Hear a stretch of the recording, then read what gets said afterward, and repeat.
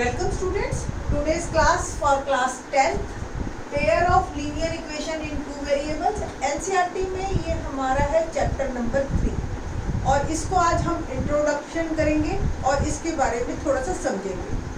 कोई भी कंसेप्ट समझने से पहले उसके बारे में डिटेल और आपको एवरीथिंग क्लियर हो कि आप इस पूरे चैप्टर में क्या पढ़ेंगे और इससे क्या क्या आपको आ जाएगा। देखिए, आप कोई भी कोर्स करते हैं, जैसे सपोज आपने सोचा कि भी मैं जाके ये लर्निंग करता हूँ कि भी मेरे को ये सीखना है, ये कोर्स करना है, मेरे को ये मोबाइल अपडेट करना आ जाए, मेरे को ये चीज़ सीखनी आ जाए, मुझे ये चीज़ ठीक करनी आ जाए, whatever the course.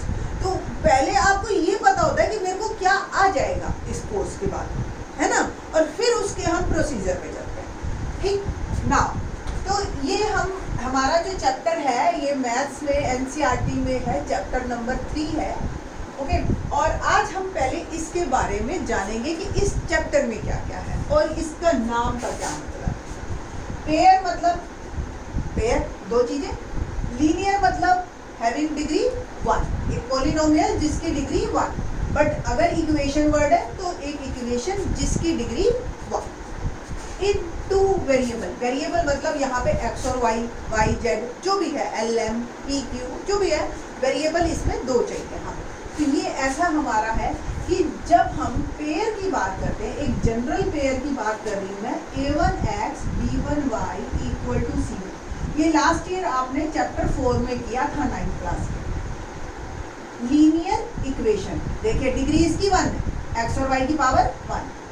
To variable, x और वाई दो वेरिएबल है। लीनियर इक्वेशन, इक्वेशन मतलब इक्वालिटी का sign, linear equation in two variable, ये तो हो गया।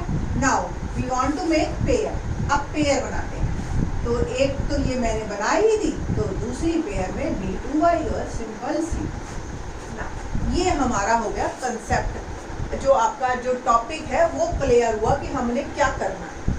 अब आप लोगों ने याद हो, आपको 9th क्लास के 4th चैप्टर में हम आपको ऐसे दे देते थे 2x plus y is equal to 5। फिर आप इसका ग्राफ बनाते थे, याद है, x की वैल्यू 2 डाली, y की वैल्यू 1, 5 आ गया, x की वैल्यू 0, y 5, है ना, ऐसे ही डालते थे।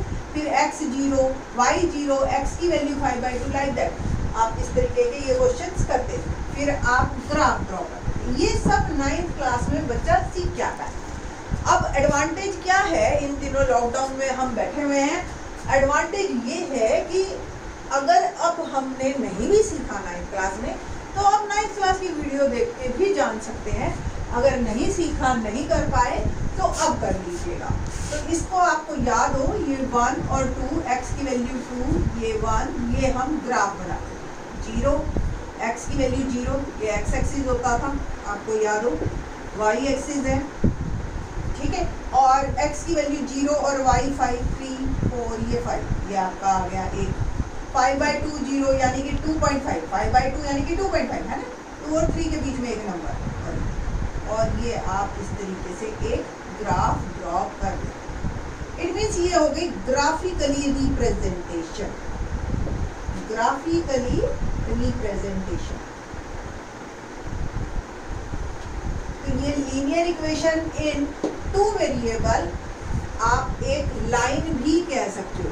नॉर्मली मैं क्लास में जब होती हूँ तो मैं बच्चों से ये पूछती हूँ कि बेटा ये क्या है, तो स्टूडेंट्स कहते हैं मैडम ये एक इक्वेशन है। अच्छा बच्चा होता है वो ये कह देता है लीनियर इक्वेशन। फिर और अच्छा बच्चा है, फिर उनको मैं कहती हूँ इम्प्रूव करो, तो वो कहते हैं ये linear equation in two variable है, बट ये एक्चुअली एक लाइन है। तो एक्चुअल में जवाब क्या है, it is a line on a graph paper, ठीक है। तो ये एक कार्टेशियन प्लेन के अंदर लाइन, अब हवा में नहीं कह रहे, 3D में बात नहीं कर रहे हम एक प्लेन पे, एक ये एक लाइन, ओके। तो अब बात कर रहे थे हम पेयर। अब ये जो है दो लाइन है इसका मतलब, और दो लाइंस क्या क्या रिलेशनशिप दिखा सकती हैं। पहला, या तो वो इंटरसेक्ट करेगी, सेकेंड वन, या वो एक दूसरे से कभी भी नहीं मिलेंगी, लाइक रेल्स, ट्रेन पे आप जो पटरियां हैं वो, या फिर वो एक दूसरे के ऊपर एग्जैक्टली एक पीछे से आ रही है, एक आगे से, और फिर वो एक के ऊपर एक चढ़ जाएगी। तो ये 3 तरह की हमारे को प्लेन के ऊपर, प्लेन की ही बात कर रही मैं, एक प्लेन के ऊपर कोई पेयर ऑफ लाइंस होती हैं, वो इस तरीके से 3 तरीके से बिहेवियर करती हैं। इसके बिहेवियर के बारे में हम इसी वीडियो के में ही जानेंगे।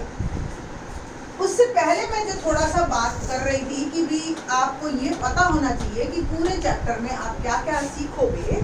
तो एक्चुअल में हम सबसे पहले ये सीखेंगे कि pair of nature of lines, और नेचर ऑफ लाइंस कैसी होनी चाहिए कि हमें बिना ड्रॉ किए, विदाउट एनी ड्रॉ लाइन, हमें पता होना चाहिए just to see and we can जज कि ये लाइंस ग्राफ में कैसी आएंगी, इंटरसेक्टिंग आएंगी, पैरेलल आएंगी या कोइंसिडेंट आएंगी। Is it clear? तो अब सबसे पहले हमने ये जाना है। उसके बाद अगर सपोज ये लाइंस इंटरसेक्टिंग आ गई तो ये कहाँ इंटरसेक्ट करेंगी? ओके, कहाँ इंटरसेक्ट करेंगी ये मेजर है इस पूरे एक्सरसाइज में हमारा। इसके फिर फर्दर हमारे पास 4 पार्ट आ जाते हैं, 4 मेथड आ जाते हैं। तो 10th क्लास में हमने इसी बात को ज़्यादा सीखना है। तीसरा पोर्शन हमारा जो इसमें सीखने का होगा वो ये होगा कि सीख लिया, चलो जी, फिर फायदा क्या उसका?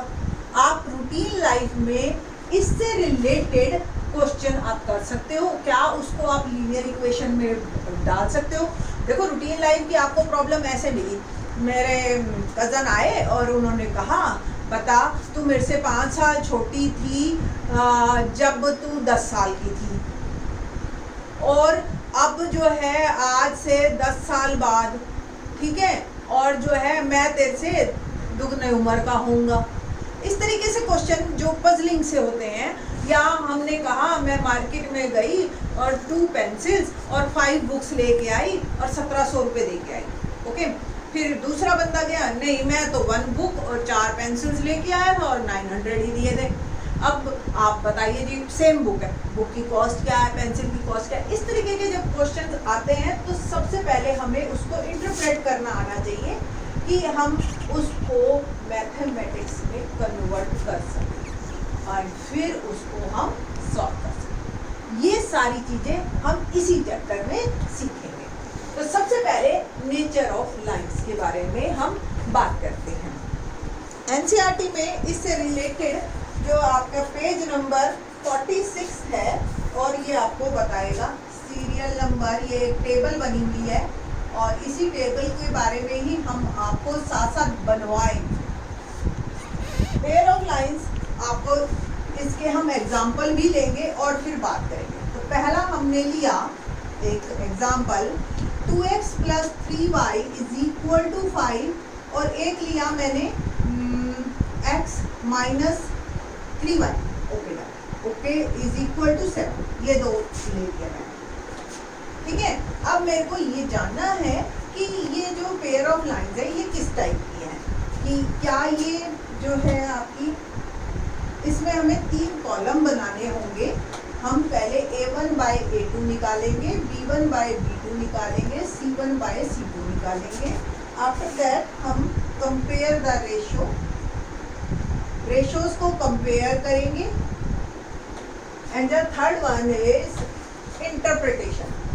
हम इससे डिसीजन निकालेंगे या ग्राफिकली रिप्रेजेंटेशन लगा लीजिए आपकी किस तरीके की दिखेंगी graph. And the last one is algebraic interpretation.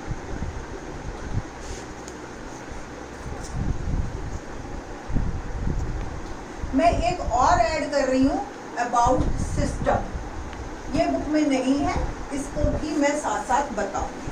Okay, now देखिए, सबसे पहले आपको x के कोफिशिएंट्स, एक पहली वाली लाइन का A1, दूसरी वाली लाइन का A2, आपको यहाँ दिख रहे हैं coefficients. What about A1? A1 is 2, A2 is 1, तो 2/1। B1/B2, B1 इज y के कोफिशिएंट B, ओके, तो y B1 is 3 and B2 is -3। C1 C2 constants है, C1 is 5 and C2 is 7. Now we want to compare कि A1 by A2 क्या B1 by B2 के बराबर है? नहीं है। आपको फिर जब ये नहीं है तो there is no need to compare C1 and C2. अगर ये इक्वल आ जाते तो हम C1 और C2 पे बात करते। ओके ना, तो यहाँ से हमें ये पता चल गया 2/1 और इसको अगर आप कट भी कर देते हो तो ये -1, इट्स नेवर इक्वल। सो ये ग्राफिकली आपकी हमेशा एक इंटरसेक्टिंग लाइंस आएंगी। क्या आएंगी? Intersecting lines. ओके ठीक है, इंटरसेक्टिंग लाइंस का मतलब आपका ये यूनिक सॉल्यूशन है। अब आपने एक नया वर्ड पढ़ा, unique solution. Solution is unique. Solution unique का क्या मतलब है कि ये एक ऐसे पॉइंट पे कट करेंगी जो यूनिक होगा। यूनिक मतलब वन एंड ओनली वन। आप निकालो, मैं निकालूं, कोई और ग्राफ बनाए, किसी बड़े ग्राफ पे बनाओ, जैसे स्केल हम बड़ा कर देते हैं, कभी स्केल छोटा कर देते हैं, किसी भी कैसे भी बनाओगे ना, answer should be same unique. 2020 में बनाओ, 2030 में बनाए या हम 2010 में बनाया हो तो भी सेम। ओके, ये यूनिक। अब सिस्टम कैसा है? सिस्टम हमारा कंसिस्टेंट है। सिस्टम कंसिस्टेंट कब होता है? जब कोई सॉल्यूशन निकलता है। अगर सॉल्यूशन निकले ही ना तो हम सिस्टम को इनकंसिस्टेंट कहते हैं। तो ये एक 3 वर्ड और हमने यहाँ पे करे नए। अब दूसरा एक और सिस्टम लेते हैं। पहला मैंने लिया like x plus 3y is equal to 5। Okay, same ले लेते हैं, 2x plus 3y is equal to 5। दूसरी इक्वेशन मैं लेती हूँ 4x plus 6y okay is equal to 7। ठीक है, तो अब इस क्वेश्चन में आपने a1 by a2 देखना है। Once again a1 by a2 that is 2/4। ठीक है, b1 by b2 that is 3/6। देख रहे हैं ना y के coefficients. And c1 by c2 is 5/6। Now देखिए आप, क्या a1 by a2 अगर आप कट करो तो 1/2, सेम 1/2 है ना। तो a1 by a2 equal to b1 by b2 but not equal to c1 by c2। मैंने आपको अभी भी बताया था कि a1 by a2 और b1 by b2 को हम पहले चेक करेंगे। अगर वो इक्वल आ गए तो हम c1 by c2 पे जाएंगे। अब अगर ये सेम आ जाते हैं या नहीं सेम आए, दोनों पॉसिबिलिटीज है, तीसरी पॉसिबिलिटी भी हम करेंगे। तो इसका मतलब ये सेम नहीं है तो इट मीन्स जब हम इसका ग्राफ ड्रॉ करेंगे तो ये पैरेलल लाइंस आएंगी। आपको भी पता है कि ये they never meet each other. जितना मर्जी एक्सटेंड कर लो ये कभी नहीं मिलेंगे। ओके, तो अब ये किस तरीके के सॉल्यूशन देंगे? क्या ये कहीं मिले? जब मिले ही नहीं तो सॉल्यूशन क्या? So the no solution, we don't have any solution और सिस्टम हो गया हमारा इनकंसिस्टेंट। ओके, है ना इजी। एक तीसरा एग्जांपल और लेते हैं। Third question 2x plus 3y is equal to 5। मैंने जान करके फर्स्ट इक्वेशन सेम ली है और सेकेंड इक्वेशन में मैं लिटिल बिट चेंज करती हूँ और आपके अलग अलग कंपेरिजन शुरू हो जाते हैं। ओके, नाउ तो 2x plus 3y, now comparing a1 by a2 2/4, b1 by b2 3/6 and c1 by c2 5/10। अब देखिए आप, all are equal to 1/2। So condition क्या बनी? a1 by equal a2 b1 by b2 equal to c1 by c2। और ये अब lines कैसी आएंगी आपकी ग्राफ? जब आप ड्रॉ करोगे तो ये लाइंस आपकी जैसे एक ये आ गई और एक ऐसे आ गई, या इसके ऊपर आपने, ये तो डिपेंड करेगा आपने जो है पॉइंट्स कौन कौन से लिए। अगर आप बड़े पॉइंट्स लोगे तो शायद एक साथ भी आ जाए।